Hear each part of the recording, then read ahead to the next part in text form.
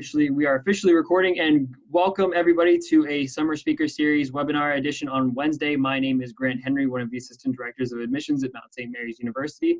I am so excited to have you guys all here today for our philosophy, politics, and economics webinar.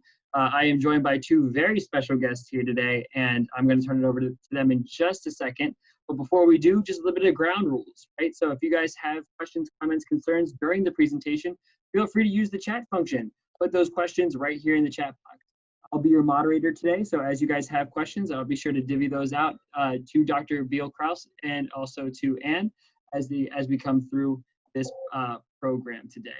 If you guys need to leave for any reason, all good. Again, our exits are up here in the corner and down below. You can hit end meeting and leave. But hopefully you guys don't do that. We're looking forward to spending the hour with you guys, and after that, I wanted to let you guys again know that we're going to be recording this for all future uses. You guys can actually see those at msmary.edu/admissions. Without any further ado, I'm going to turn it over to our wonderful PPE panelists today. Dr. Beal, I'm going to turn it over to you. Okay. Hi, I'm Dr. Amanda Beal Krause. Most of the students just call me Dr. Krause, so you don't have to do the whole long name. I guess I've been directing the program for 3 years. We founded it in 2015 and rolled it out in 2016. And so it's actually starting its fourth year in August. And we have Anne Frederick with us as well, and she's on the panel. She's one of our PPE majors, and I think you are PPE theology, is that correct? Yes, I'm kind of switching that up a little bit. I'm seeing what I can do with that. But currently I've switched theology to a minor, and I'm picking up a minor in Italian, and I might see if I can do international studies as a double major. Wow. So, okay. We'll see. We'll see. Yeah. PPE okay. is definitely my main thing. That's what I actually came to the Mount for. So great to answer questions about it. Okay. So what I'd like to do is actually, I'm going to share my screen, share a PowerPoint. And I try not to belabor the PowerPoint thing because I think the question portion is really important. But I'll give you some basics about PPE. And then if you have anything you want to add, please let me know. You can flag me or hop in. And then we'll take questions after that. So I'll get started on the PowerPoint first. Okay, so philosophy, politics, and economics, it's actually a very old program, started in Oxford in the United Kingdom. Most places have it as master's programs because it's a fairly difficult combination of courses. But we set up an undergraduate program. It's a full bachelor's degree, so it's not a minor or a certificate per se, it's an actual undergraduate degree. The biggest question I get about it is probably what's the difference between PPE and one of the other majors? So what's the difference between PPE and political science? Or what's the difference between PPE and economics? And the short answer to that is you actually have to master all three disciplines. The longer answer, I'll try to be brief about it, but the longer answer is that the courses are actually integrated. So you might have a course where you're taking a topic and looking at it from a philosophical perspective, from a political science perspective, and from an economics perspective, all in one semester. And you don't do that in the disciplines by themselves. So if you're taking a political science course, it really is based in political science, methodology, and the topics therein. So that's the biggest difference. Usually when we talk about PPE, we talk about it as an interdisciplinary major for that reason. And it's specifically suited for students who are interested in the interweaving of these three subfields. I'll give you an example, okay? A lot of times we talk about the concept of liberalism. What does it mean to say someone is a liberal or to say a government is liberal?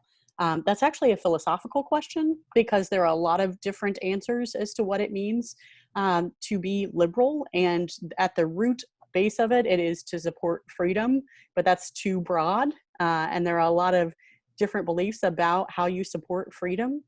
And so you can take, in this major, you can take a class on liberalism where you study those different philosophies, but then you have professors like me drop in and say, well, how does that pertain to liberal governments? What does it look like to live under a liberal government? By that, I don't mean Democratic Party, by the way.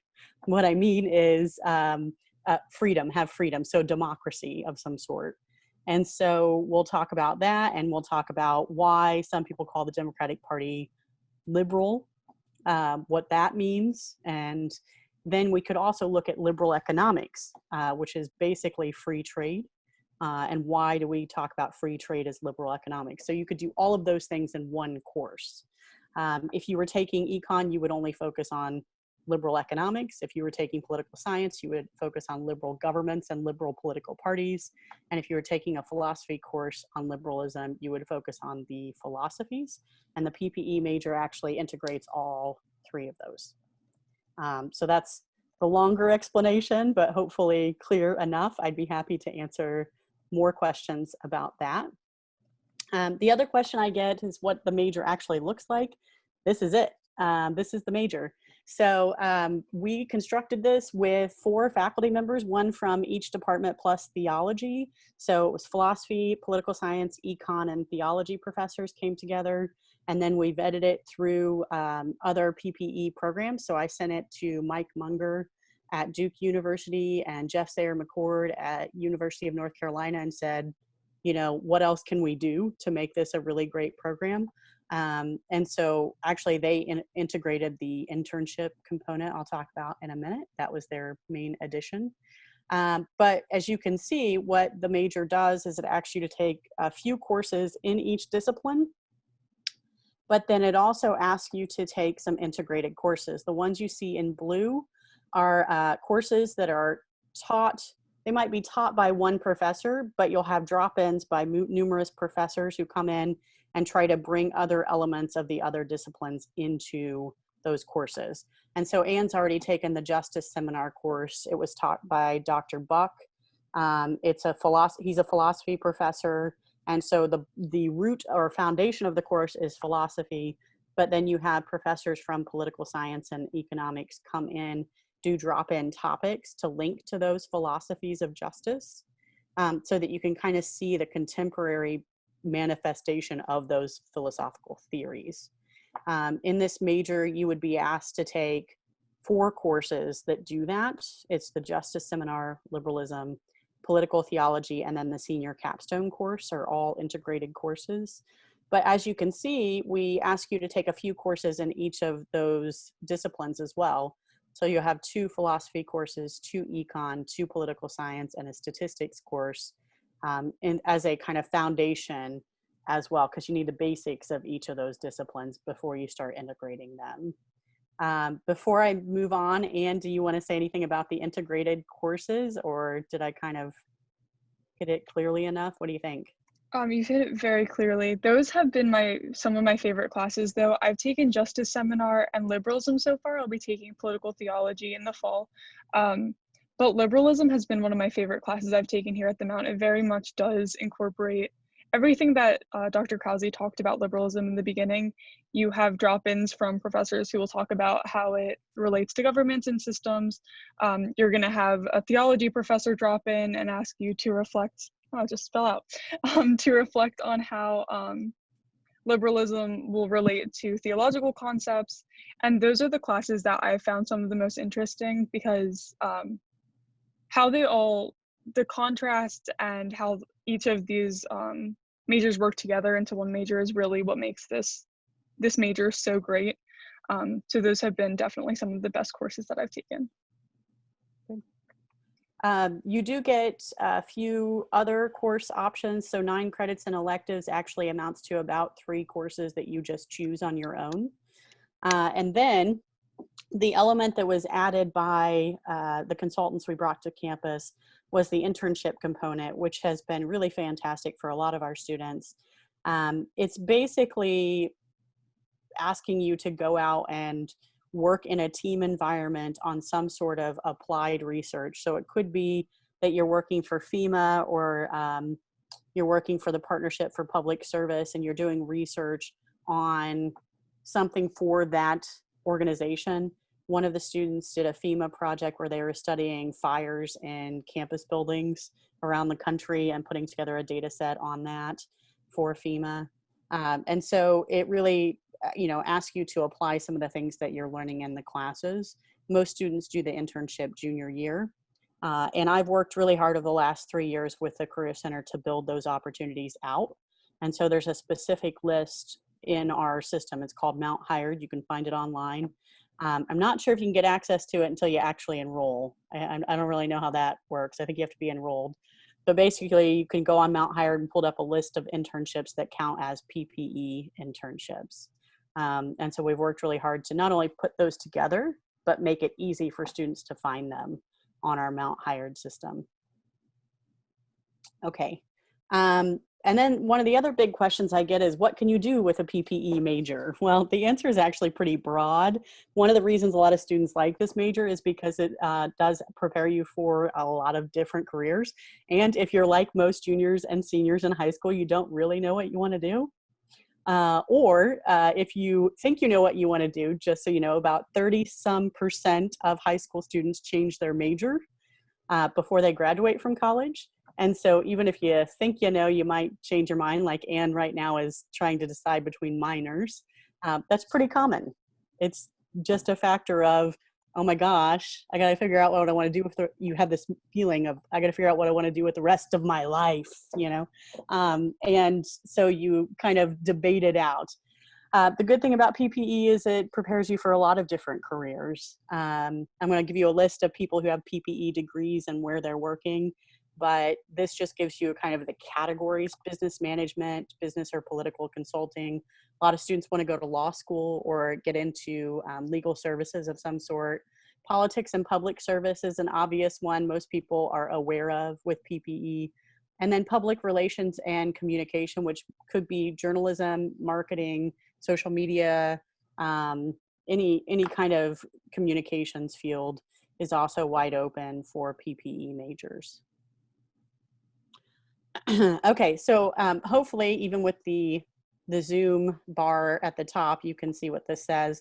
But these are actual jobs that PPE majors from other universities have gotten. The reason I don't have a list for you on PPE majors from the Mount is that our first incoming class is about to graduate in 2021. So we will have our first list of graduates, and we'll be able to tell you where they got jobs or where they went to graduate school after May 2021. But right now I'm using a list from other universities who have PPE programs. And you can see this first one, numerous legal assistant, legal analyst, or legal research positions. That's the law field. Management positions and businesses. I pulled a few examples like marketing analyst from PepsiCo and operations leadership associate with United Technologies Corporation. A number of students, PPE students, notoriously go to graduate school. So graduate school or law school are very big trajectories for PPE majors. And then you can also see that there are some in accounting, some in politics, that sort of thing. Okay, so this is one of my favorite slides. It's always good to get really concrete examples. And it gives me a chance to talk about interesting people. So David, this is just a selection, of course. David Cameron was a former Prime Minister of the United Kingdom, and he has a PPE degree. I wish, if we were in the classroom, I'd say how many know who Benazir Bhutto is, but since we're not in the classroom, I can't. I mean, you can kind of raise your hands, but I won't really be able to see you. Benazir Bhutto was a former Prime Minister of Pakistan, a woman who is a former Prime Minister of Pakistan, who was a liberal, which by that I mean a Democrat. And if you know anything about Pakistan, it's not exactly a democracy. But she was elected as Prime Minister, which is difficult to do for a woman who believes in democracy in Pakistan. So she's a very interesting person you should go look up. She has a PPE degree. Wesley Clark, former primary presidential candidate and retired general of the US Army. And then Zanny Minton-Beddoes is somebody I like to talk about because she's an interesting example. She's currently editor-in-chief of The Economist magazine, one of my favorite publications. And this shows you how you can go into politics or journalism, communications, public relations, just with this arrangement of people here.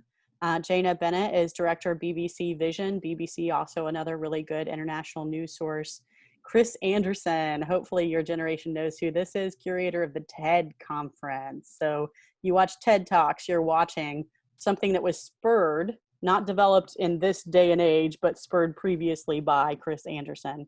And then Christopher Hitchens, a polemicist, a contentious person to put in the list, but I like to drop contentious people in. So go look up Christopher Hitchens and his politics. That would be an interesting one. And then Malala Yousafzai is a human rights activist who was protesting because she wanted to go to school, and because of that, she was shot by the Taliban. But she was 15 years old, and somehow she survived and won the Nobel Peace Prize, went on to Oxford University, and graduated May 2020. So she just graduated as a PPE major from Oxford University. It gives you a wide arrangement or a wide array of examples of people with PPE degrees. I got a question prior to this about, would the program help prepare me for a job in the national security field? So you can take a look at this list here, right? Where our students have gotten internships and study abroad programs that they have been involved in. A lot of our students do the Washington semester, which means they go down and stay for a semester in Washington, DC.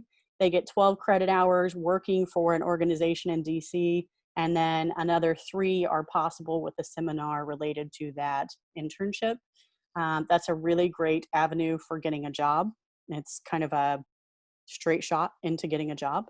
And then Department of State, USAID, the FBI, Maryland Catholic Conference, the National Endowment for Democracy and Washington Office of Latin America. All of these are DC and Annapolis positions because the Mount's really well situated for those internships. And so that can give you a list there. And that should answer the question about whether or not a PPE major actually prepares you for a field in national security, because you should see Department of State and FBI listed there. We do have one student who was approved for NSA and, believe it or not, took another job. It's a long story, but that did happen last year with one of our political science majors who had taken a couple of PPE courses. And then we have a number of study abroad programs at the Mount. I recently took the position to direct study abroad programs for the university.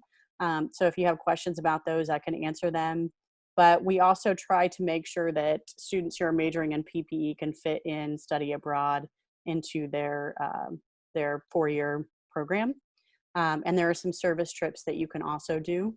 The best one for PPE is actually in the Czech Republic, and that's because we have a relationship with a master's program there, and I've talked to them about allowing students to take some classes while they're there. It has not been done yet, but I would love to roll that out for anybody interested. Let me know. That would be fun. And then other leadership experiences that are available on campus. Anne can talk about this, but I chose the ones that PPE majors seem to be most likely to be involved in that I know about. And so that's Maryland State Legislature Simulation, Catholic Relief Services Ambassadors Program, Mock Trial, which is run by our Director of Law, Professor Ed Egan. And then Training Miss President is a competitive program you have to apply to get into, but I run that one, so, or at least for now. So I can answer questions about those as well. Okay, so I'm gonna stop screen sharing, and I'm gonna see if Anne has anything she wants to add before we start in on the questions. So I did study abroad this past semester.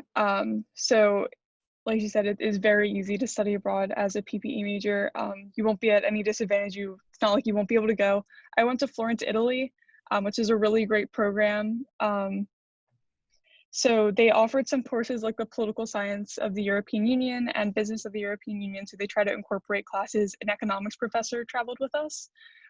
So if you'd like to go on a program like that, always check who the professor is who's going with you, and they might offer some very unique courses that you'd only be able to take there.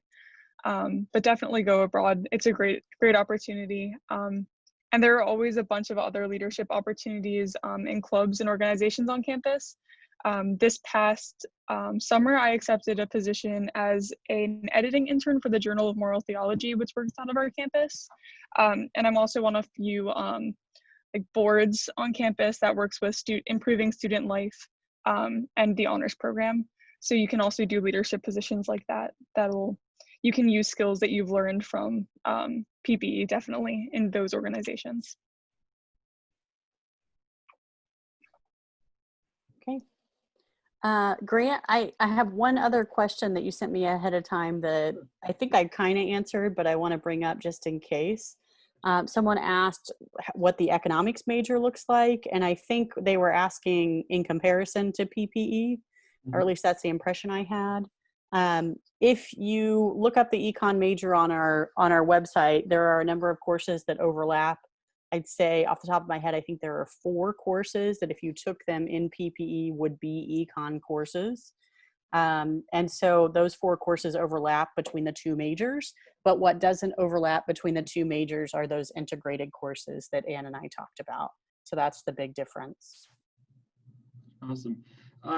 We actually have one question coming in here is what is the average, average diverse students that enroll in PPE? So what is the diversity of students in the program?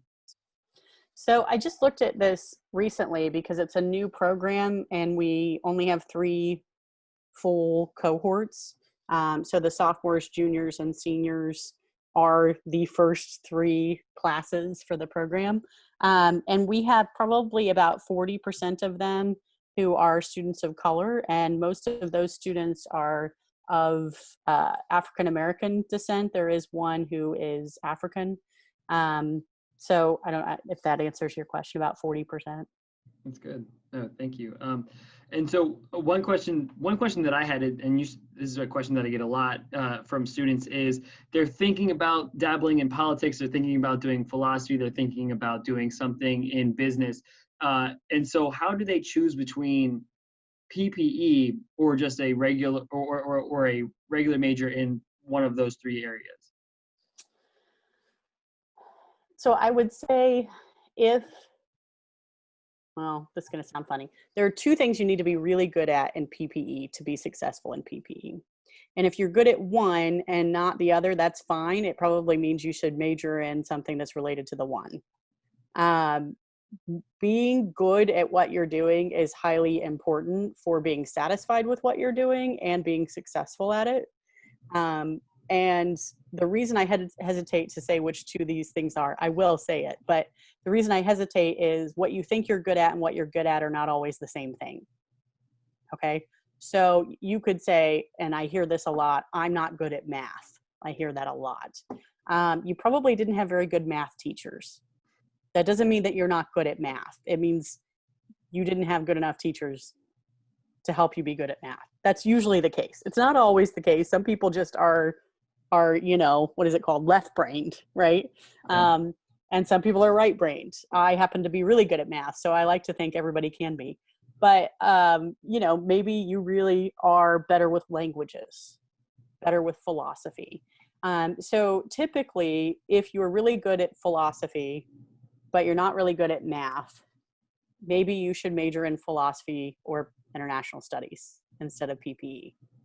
If you're really good at math, but you're not really good at philosophy, then maybe you should major in political science or econ because we do more mathematics in those 2 fields.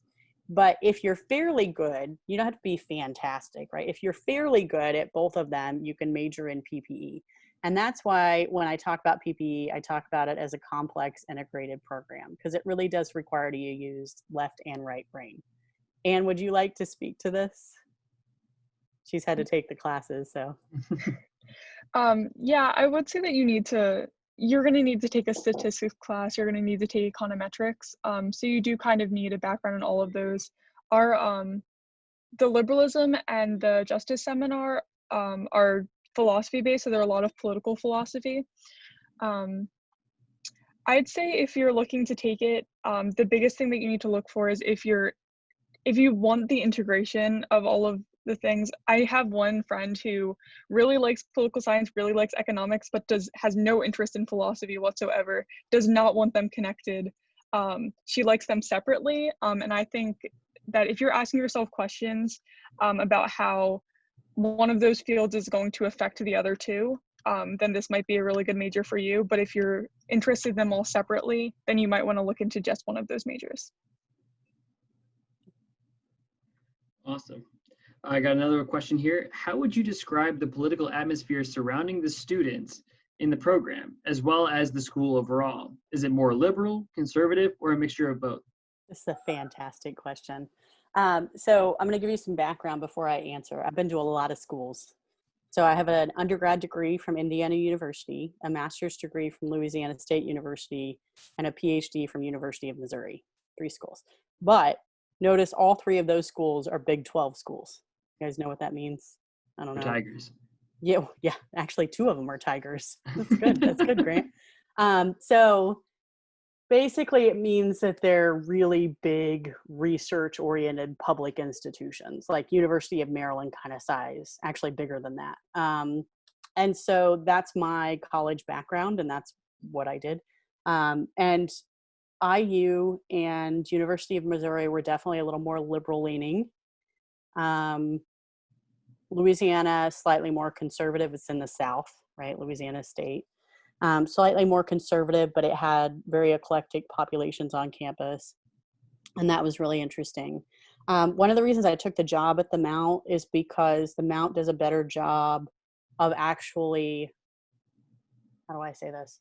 Talking about topics from every perspective.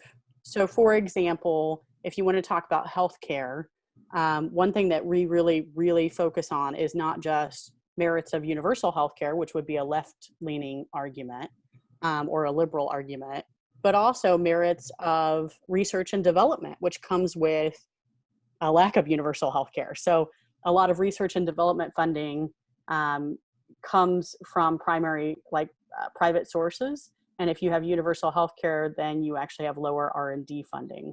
And so we'll kind of talk about the competing arguments in class. Anne was in a class of mine where we did this, so she can talk about it.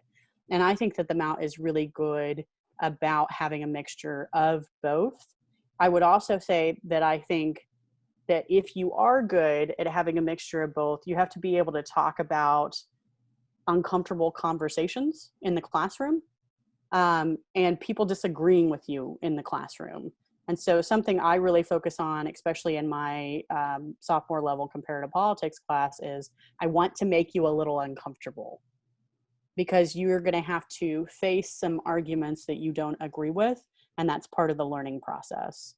And some of those arguments are pretty contentious and pretty difficult for us to have a conversation about, and we have to be able to have a conversation about them. And so the political atmosphere in my classes, and I think in PPE classes, is actually pretty good for debate. I know that the liberalism seminar had a couple of really strong voices on each end of the spectrum in it, and that led for some really interesting dynamics that I heard about when I wasn't even teaching the class. And I thought that was fantastic to hear.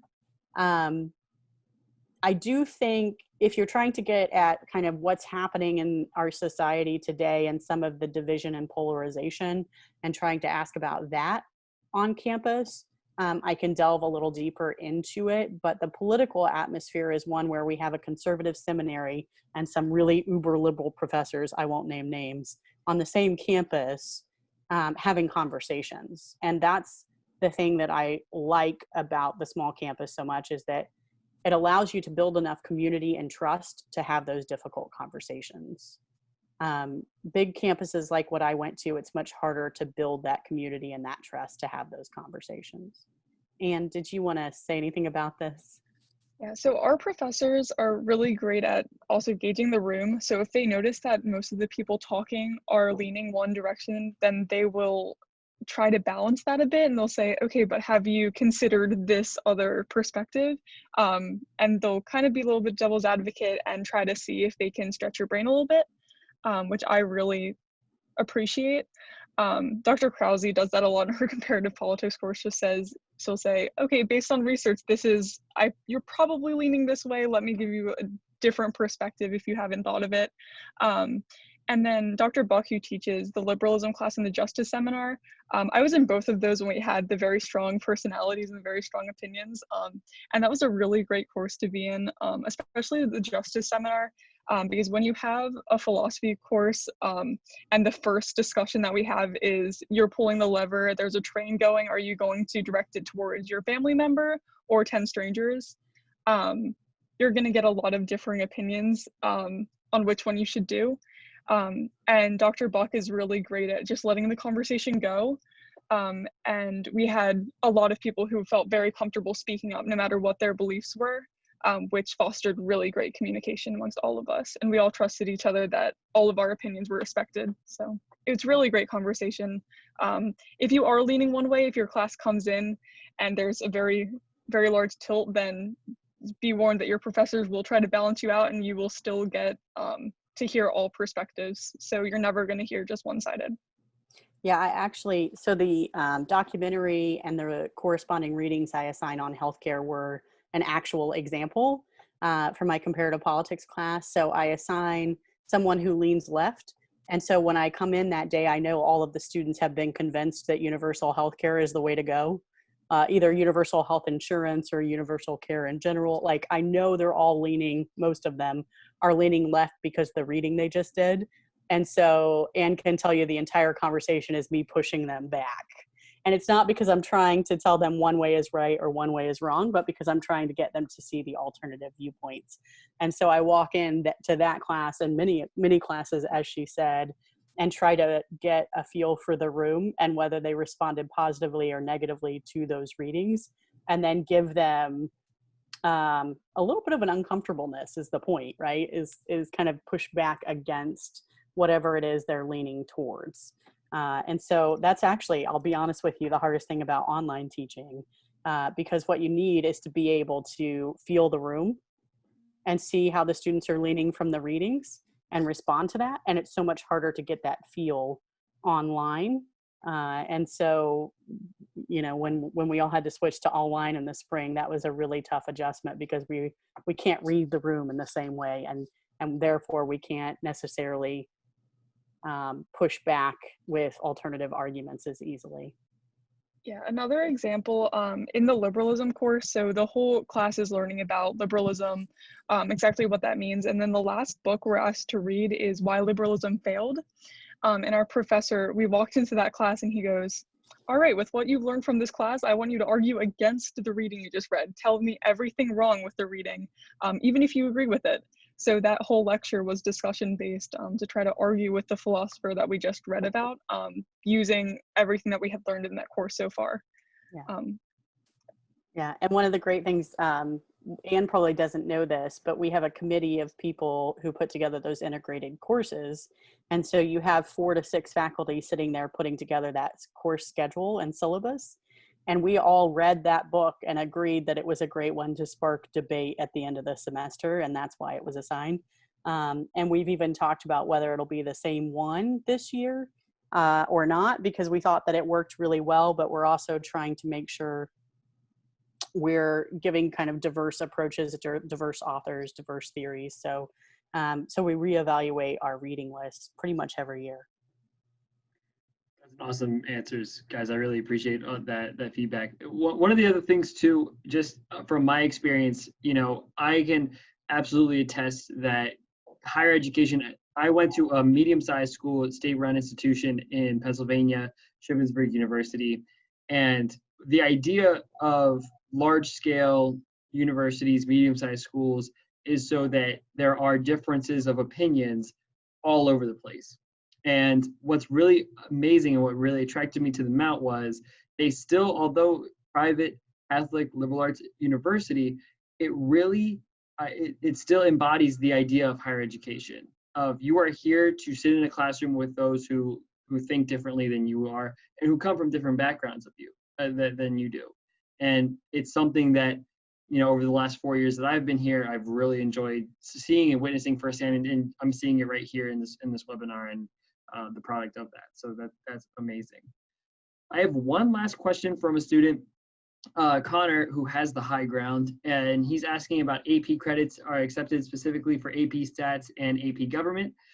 Just from an admissions point of view, we do accept the AP exams. You will have to receive a 4 or 5 on those exams in order for that credit to transfer. And for anyone out there who may be thinking about taking dual enrollment classes at their local community colleges, a C or better in those classes will transfer over to the Mount, even as an incoming first-year student. Grant, can I just say, Anaja, I don't know that sorry if I didn't say your name right, but I think I did. Anaja is the one who asked about the political atmosphere. I don't think that we talked about the school overall. We only talked about the PPE program. I mean, I mentioned a little bit, and I think Grant mentioned a little bit. You know, we have a seminary on campus, but we also have a lot of people who are pretty liberal. And so I think that gives you that it really is a mix. So if you have any other questions about that, I'm sure you could email Ann or myself and ask us kind of about the community and the culture on campus. It's unfortunate that we can't do more in-person stuff right now, because I actually think that being on campus is the best evidence for you on that topic. Yeah, agreed. But if you are looking to see campus, and for anyone who's looking to see campus, we are hosting weekly discussions on Tuesdays and Thursdays, a morning and afternoon visit. And if you guys are looking forward for more information on that, you can go to our website at msmary.edu/visit. With no other questions here, I do have one final question for both of you, both Dr. Krause and Ann. What would be, so for a lot of us, we are rising juniors, rising seniors here. What is one piece of advice that you would give to students as they begin their college search process? You're probably going to change your mind about your major. You're probably going to change your mind about your career. Ann can speak to this too. I won't give anything away, Ann, but you can speak to this too. And I think it's most important that you choose a place where you can get the best education and the best opportunities for whatever career you end up landing on, as opposed to just thinking about majors and programs. Now, look, I direct programs. I'm chair of a department. I think majors and programs are important, and I think the ones I lead are important. But you also have to think about getting a really well-rounded education.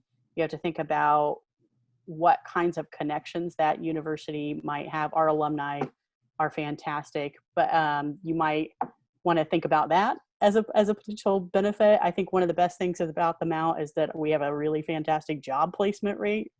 And I actually think we need to talk about that more. Because we're really good in terms of getting students internships and job placement, and it's going to be kind of a competitive market. So I think you need to think about those things when you're choosing schools. Thank you. Ann? Definitely try to visit as many schools as you can. I know that's very hard right now, but if you can, try to at least walk around the campus, try to get the feel of the school, and recognize that where your friends are going is not where you would feel best. Everyone has a school that will match their personality the best. And don't be afraid to find those little things. If you're going to feel a lot better with a school that has a farmer's market on Saturdays versus one where the residence halls are right next to a graveyard, then notice that. Little things like that will make a big difference. So if you come to the Mount and recognize that the professors here have your back and that you really love that, then talk to professors, talk to students, try to visit wherever you can, even though it might be hard. And just something from my college search, find a wide variety of schools, but a lot of people recommend having safety schools. Love your safeties. They're not schools that you can just get into. You have to love them. They're not just easier to get into. They're the ones that you would still love just as much as your top choice. So make sure that wherever you will end up, you're going to love it, and make sure to find those little things that would make you love that school. Perfect. Those are wonderful answers, guys. Thank you. And I hope that everyone had a great time on this edition of Summer Webinar Speaker Series. Again, I've been Grant Henry, and I've had these wonderful panelists here with me today. If you guys have any questions, comments, concerns, you guys can reach out to us at admissions@msmary.edu. Or if you guys want to learn more about ways to get involved and learn more about our campus, we're hosting daily visit or weekly visits, and as well as weekly webinar series. So go ahead and turn into those at msmary.edu/visit. Thank you guys so much, and go Mount!